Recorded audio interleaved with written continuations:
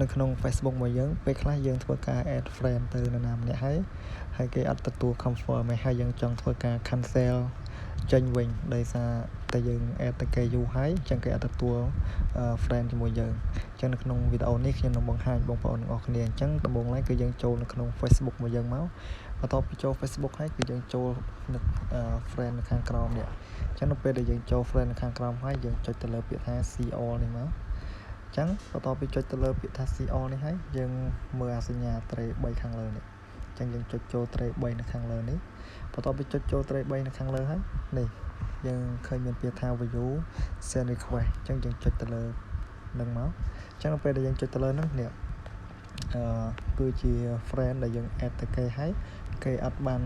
ទទួល confirm ពីយើងឯងអញ្ចឹងដូចខ្ញុំបាន add ទៅគេម្នាក់អញ្ចឹងនេះរយៈពេលគឺ21សប្តាហ៍គឺគេអត់confirm ខ្ញុំខ្លាយជាមិត្តភ័ក្តិជា friend Facebook ទេអញ្ចឹងបើសិនជាយើងចង់ cancel វិញគឺយើងចុចទៅលើពាក្យថា cancel request នេះមកដូចជាការស្រេចអញ្ចឹងនៅពេលដែលយើង cancel ពេលនេះគឺ Facebook គេហ្នឹងគឺគេអត់ឃើញថាយើងហ្នឹងបានស្នើសុំ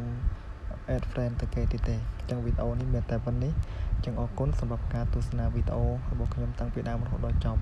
សង្ឃឹមថាបងប្អូនទាំងអស់គ្នាជួយចុច Subscribe នៅ Channel YouTube របស់ខ្ញុំម្នាក់មួយផងដើម្បីទទួលបាននូវវីដេអូថ្មីៗជាបន្តសូមអរគុណ